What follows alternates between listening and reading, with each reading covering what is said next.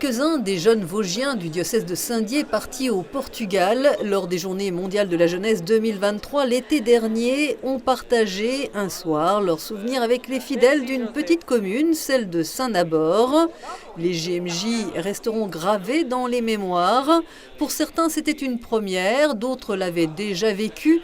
Mais pour tous, ce fut une nouvelle expérience inoubliable.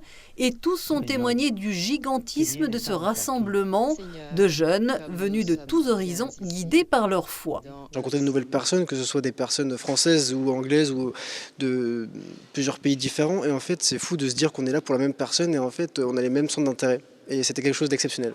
C'était quasiment mes dernières JMJ personnelles que je pouvais vivre en tant que jeune. On sent qu'on fait une communauté, qu'on est tous ensemble et qu'on chemine vers le même but, même sur le même chemin. Alors moi, ce qui m'a motivé d'abord, c'est de rencontrer d'autres jeunes qui vivent la même foi que moi et voilà, de ne pas se sentir seul parce que parfois, c'est pas toujours évident d'être jeune chrétien en ce moment.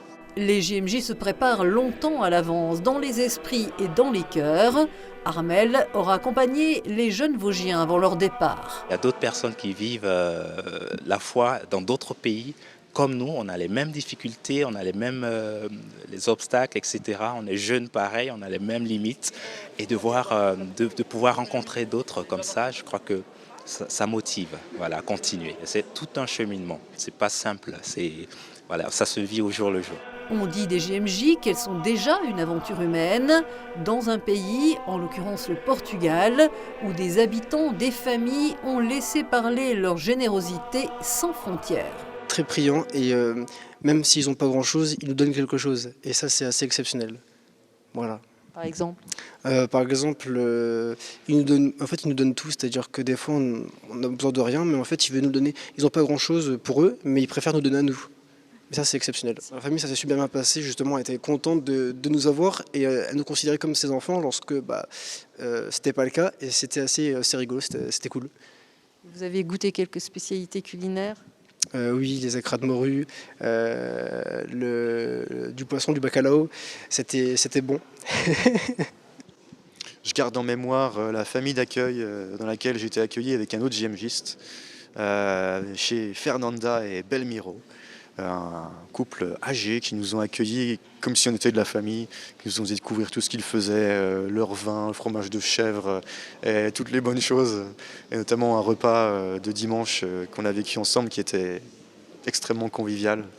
Ça restera, cette hospitalité-là restera gravée dans ma mémoire. Les jeunes JMJistes se posent souvent tant de questions sur leur foi, mais ils cheminent encadrés par des diacres et des prêtres. Une très belle expérience de fraternité, de simplicité, dans la foi, dans la joie. Avec la diversité, comme des jeunes qui viennent de partout, mais comme on partage la même foi, la même espérance. En allant au JMJ, on n'est jamais sûr de grand-chose. Et l'été dernier, l'inattendu a pris la forme d'une marche qui fut un exemple de fraternité. On devait partir faire 8 km et on en a fait 24 au final, 8 heures de marche.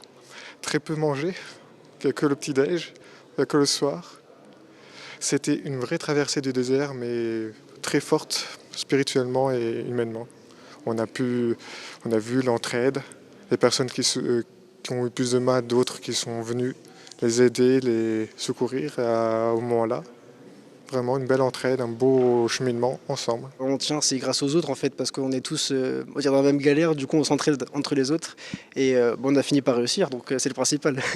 Il faisait très chaud, effectivement. C'était la fameuse traversée du désert.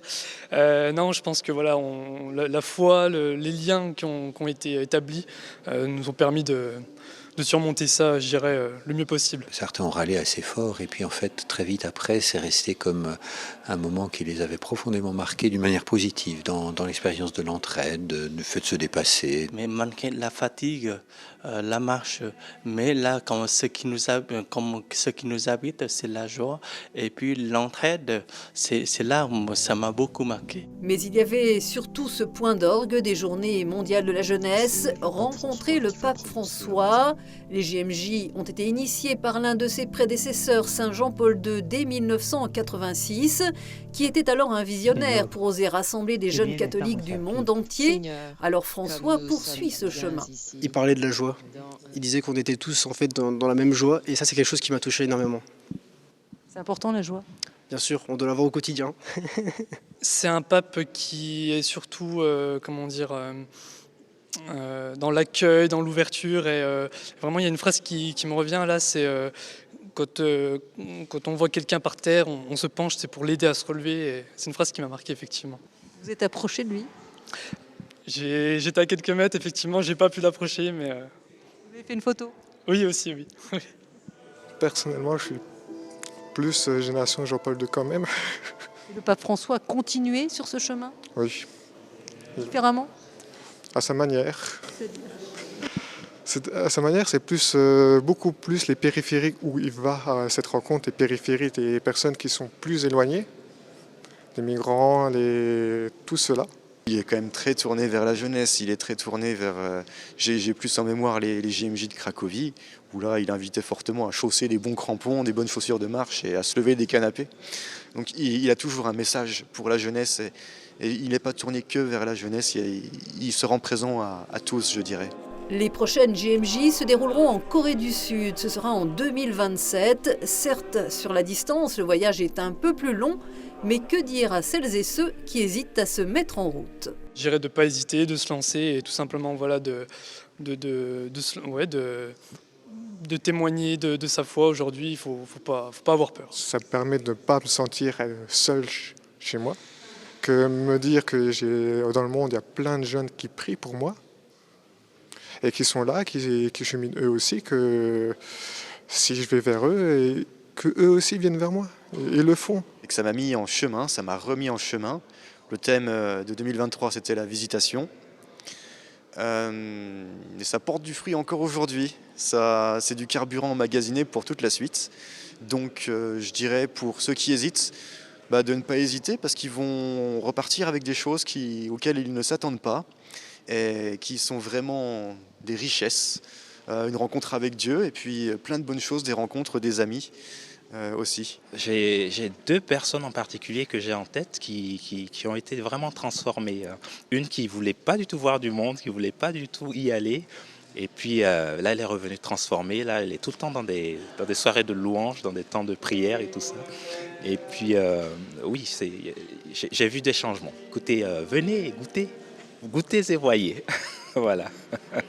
Et lorsque des aînés conseillent de vivre au moins une fois des JMJ, c'est pour y découvrir assurément l'amour de Dieu dans une autre dimension. Pour moi, ce qui est important aujourd'hui, c'est l'ouverture d'esprit.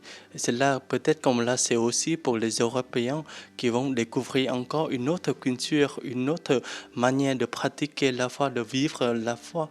Pour moi, là, c'est peut-être là, c'est encore un pas à franchir pour chacun de nous. Les JMJ, d'une certaine manière, sont victimes de leur succès, puisque rassembler régulièrement comme ça 1 million, 2 millions, 3 millions de personnes, c'est quand même pas...